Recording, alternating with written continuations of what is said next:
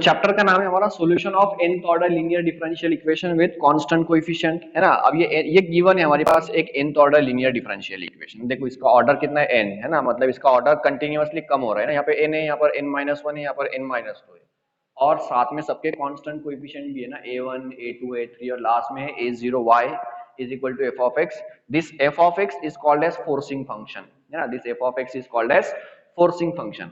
अब ये इक्वेशन लिखना थोड़ा सा डिफिकल्ट हो जाएगा, बार बार डेरिवेटिव के टर्म dy by dx लिखना, तो इसलिए हम लोग क्या करेंगे, इक्वेशन को थोड़ा सा रिड्यूस कर देंगे और यहाँ पर हम पुट कर देंगे d by dx equal to d put कर देंगे, है ना। d by dx equal to क्या पुट कर देंगे, d। जहां पर भी d by dx दिखे वहां पे पुट करेंगे d। तो यहाँ पर है a1, है ना, ये d by dx raise to n, तो d रेस टू कितना हो जाएगा n, और ये y as it is. Similarly plus a2, ये देखो यहाँ पे d की, यहाँ देखो d की पावर है n-1, सो n-1 ये हो गया y, प्लस a3, यहाँ पर d की पावर है n-2 y, है ना, प्लस अप टू लास्ट में कोई d के टर्म नहीं है ना, so a0 y is equal to f of x। a0 y is equal to क्या हो गया, f ऑफ x। अगर ये इक्वेशन में मैंने फोर्सिंग फंक्शन की वैल्यू 0 पुट कर दिया, if f of x is equal to 0, so ये इक्वेशन को हम बोलेंगे ऑक्सिलरी इक्वेशन। ध्यान रखने का ना कि अगर फोर्सिंग फंक्शन हमने इक्वेशन में 0 पुट कर दिए, so that equation is called as auxiliary equation. That equation is called as auxiliary equation, and sometime it is abbreviated as AE, है ना, that is auxiliary equation. So auxiliary equation के अंदर क्या बचेगा, सिर्फ, है ना, बचेगा a1 d raised to n, है ना, y कॉमन निकालेंगे, plus a2 d raised to n-1, है ना, plus a3 d raised to n-2, plus up to, है ना, a0, है ना, y कॉमन निकाल लिया हम लोगों ने, और फोर्सिंग फंक्शन भी क्या कर दिए, 0 कर दिए ना। फोर्सिंग फंक्शन क्या कर दिए, 0 कर दिए। अब ये इक्वेशन बन गई, है ना। अब ये y यहाँ मल्टीप्लाई इधर जाके डिवाइड हो जाएगा, और 0 डिवाइडेड एनी नंबर आंसर कितना आएगा, 0 आएगा, तो वो 0 y लिखने की कोई जरूरत नहीं है ना। तो ये जो इक्वेशन बन गई, this equation is called as auxiliary equation. This equation is called as auxiliary equation. और ये जो ऑक्सिलरी इक्वेशन है, and the solution of auxiliary equation is called as complementary function, है ना। the solution of auxiliary equation, है ना, the solution of auxiliary equation is called as, the solution of auxiliary equation is called as, है ना, complementary function, है ना, is called as complementary function, is called as complementary function, है ना। sometime it is denoted as CF, है ना, that is complementary function।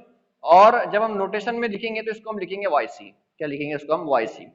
अभी हमने यहाँ फोर्सिंग फंक्शन 0 कर दिए, तो जो सॉल्यूशन आया उसको YC नाम दिए, और जो f ऑफ x है ना, वो f ऑफ x यूज करके हम एक पर्टिकुलर इंटीग्रल फाइंड करेंगे। क्या फाइंड करेंगे, पर्टिकुलर इंटीग्रल, है ना, पर्टिकुलर इंटीग्रल।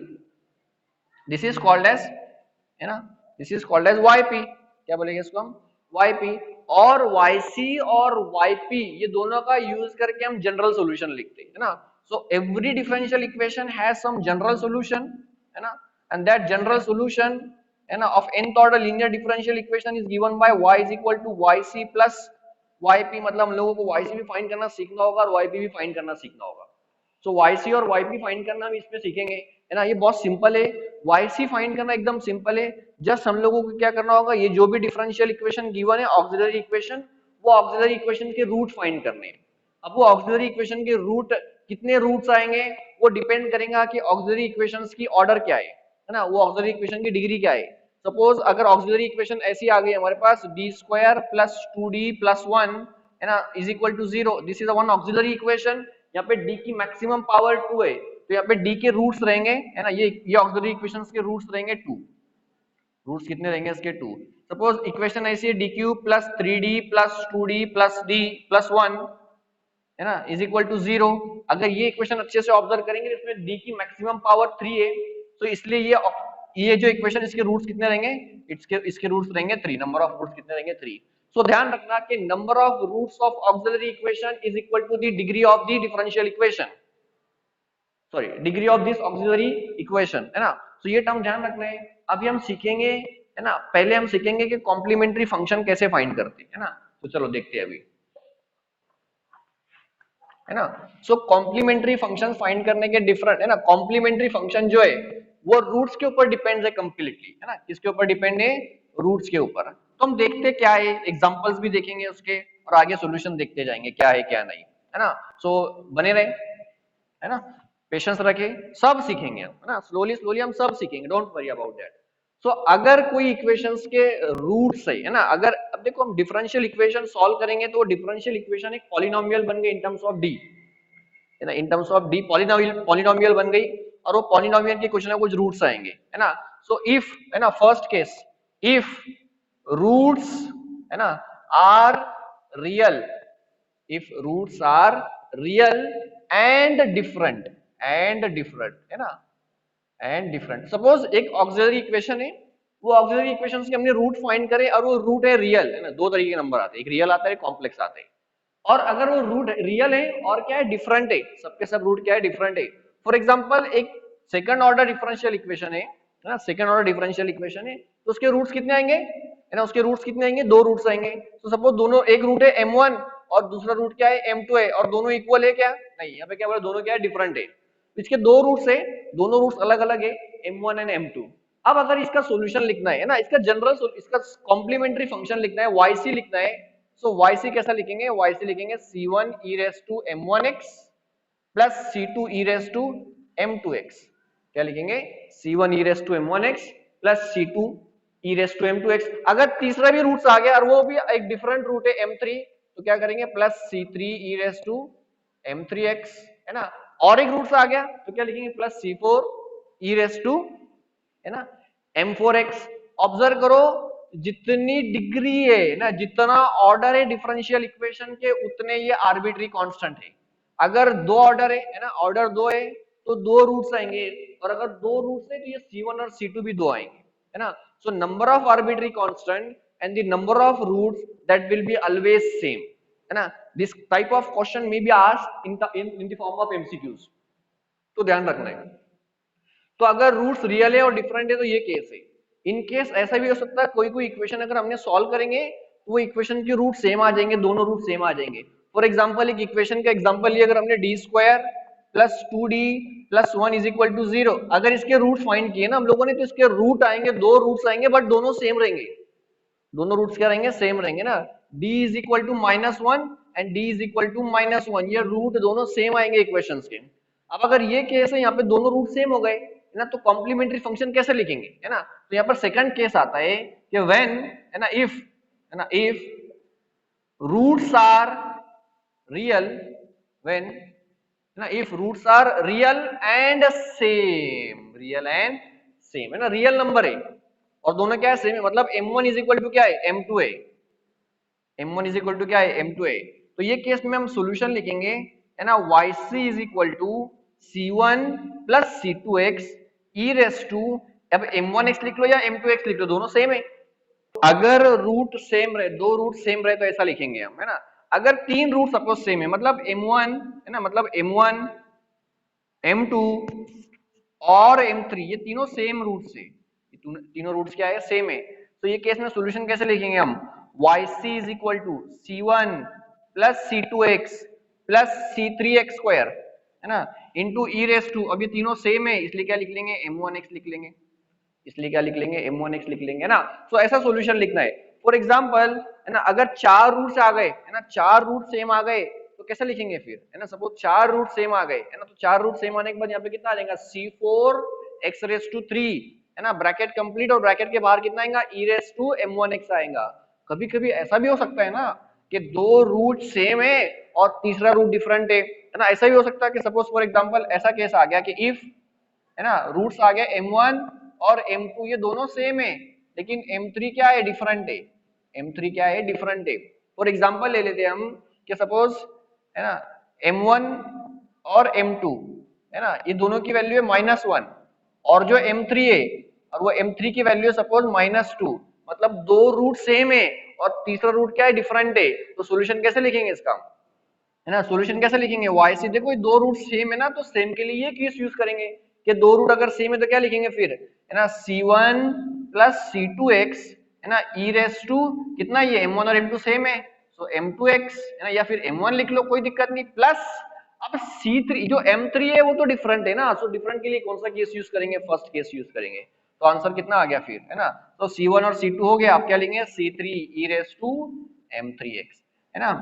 तो ऐसा लिखेंगे ना। तो अगर दो रूट मतलब कॉम्बिनेशन आए तो कॉम्बिनेशन करके लिखेंगे, है ना। क्या ऐसा हो सकता है डिफरेंट डिफरेंट ना आए, है ना, ऐसा भी हो सकता है। तो ये दो रूट से क्या, अगर दो रूट सेम है ना, दो दो रूट सेम है तो क्या आएगा, है ना, C1 plus C2 x e raise to M1x।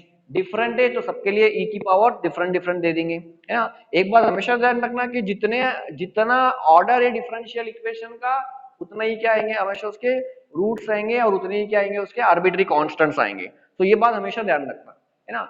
अब ऐसा भी हो सकता कि रूट डिफरेंट ना आए, है ना, सेम ना आए, है ना। ऐसा भी हो सकता है कि रूट्स कॉम्प्लेक्स नंबर आ जाए, है ना। कॉम्प्लेक्स नंबर पता है आप लोगों को, है ना। कॉम्प्लेक्स नंबर में क्या आ जाता है, आ जाता है ना, इमेजिनरी पार्ट आ जाता है।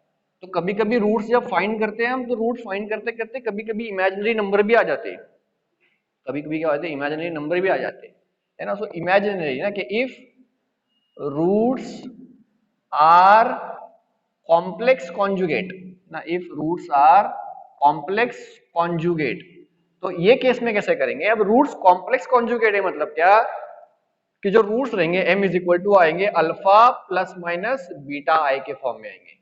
अब ये अल्फा मतलब रियल नंबर और बीटा मतलब इमेजिनरी नंबर, है ना, इमेजिनरी पार्ट है। तो अगर ऐसा ऐसा केस आ गया कि जिसके अंदर कॉम्प्लेक्स कॉन्जुगेट रूट्स आ गए, तो उसका कॉम्प्लीमेंट्री फंक्शन लिखेंगे हम yc इज इक्वल टू, है ना, क्या लिखेंगे c1, है ना, e raise to alpha x, क्या लिखेंगे e raise to alpha x in bracket, है ना, C1 cos beta x plus C2 sin beta x, क्या लिखेंगे C2 sin बीटा एक्स। अगर एग्जांपल लेके समझे अमर, है ना, सपोज फॉर एग्जांपल एक ऑक्सिलरी इक्वेशन गिवन है हम लोगों को, and that auxiliary equation is equal to D square plus D plus 1 is equal to 0, है ना, D square plus D plus 1 is equal to 0। इसके रूट अगर फाइंड करना है तो ये सेकंड ऑर्डर, है ना, सेकंड डिग्री सेकंड है, इसकी क्वाड्रेटिक इक्वेशन है। तो क्वाड्रेटिक इक्वेशन के रूट फाइंड करने के लिए फॉर्मूला क्या है, minus B plus minus under root B square minus 4ac upon twice A, ये फॉर्मूला है रूट फाइंड करने का, है ना, अगर क्वाड्रेटिक इक्वेशन हो तो सिंपल। सो अगर यहाँ पर देखा जाए तो ये minus as it is, B मतलब डी के साथ का नंबर, डी के साथ कुछ नहीं मतलब कितना है 1, plus minus under root B square मतलब डी के साथ 1 है, 1 का स्क्वायर 1 आएगा, माइनस 4ac, 4 ए मतलब डी स्क्वायर के साथ नंबर, तो डी स्क्वायर के साथ 1 है, और सी मतलब constant number, so minus 4ac, है ना, माइनस 4 एज इट इज आ जाएगा, divided by 2a, divided by कितना आ गया 2a, a कितना है 1, है ना। सो अभी अच्छे से देखें यहाँ पे, सो 1 माइनस 4 कितना हो जाएगा यहाँ पे, है ना, 1 माइनस 4 कितना हो जाएगा, अच्छे से देखो कितना हो जाएगा 1 minus 4, it will be minus 3, है ना। So minus 1 plus minus under root minus 3 हो जाएगा, और डिवाइडेड बाय 2 आ गया। अभी जो अंडर रूट माइनस 3 आया ना, तो ये under root minus 3 under root के अंदर जब भी माइनस नंबर आ गया तो बन जाता कॉम्प्लेक्स नंबर, तो ये आ गया 1 डिवाइडेड बाय 2, है ना, प्लस माइनस, अब कॉम्प्लेक्स नंबर आ गया तो रूट 3 लिखेंगे और साथ में क्या लिखेंगे आई लिखेंगे, डिवाइडेड बाय 2, क्योंकि अंडर रूट माइनस 1 उसका मतलब रहता है आई, है ना। तो ये बन गया, देखो अभी इसके अंदर रियल पार्ट कौन सा है, दिस इज अल्फा, और ये कौन सा पार्ट है, बीटा पार्ट है। तो अगर सॉल्यूशन लिखना चाहा मैं इसका, तो सॉल्यूशन कैसा लिखूंगा, है ना। सॉल्यूशन अगर लिखना है मुझे, तो यहाँ पे सॉल्यूशन का फॉर्मेट क्या है कि yc is equal to e raise to alpha x लिखना है, क्या लिखना है, e raise to alpha x. तो अल्फा कितना है यहाँ पे, है ना, अल्फा है माइनस 1/2, अल्फा कितना है यहाँ पे माइनस 1/2। तो सॉल्यूशन क्या आएगा, yc is equal to e raise to कितना आ जाएगा अल्फा एक्स, तो अल्फा कितना है, अल्फा है माइनस 1/2x, है ना, कितना है minus 1/2x in bracket c1 cos beta x। अब बीटा कितना है यहाँ पे √3/2, है ना, बीटा कितना है √3/2, आई लिखना नहीं है साथ में, आई लिखना नहीं है, √3/2x, है ना, प्लस c2 साइन, है ना, बीटा कितना है, बीटा यहाँ पे √3/2x है, बीटा कितना है यहाँ पे √3/2x, है ना। सो ये सॉल्यूशन आ गया। अब कभी कभी प्रॉब्लम में क्या हो सकता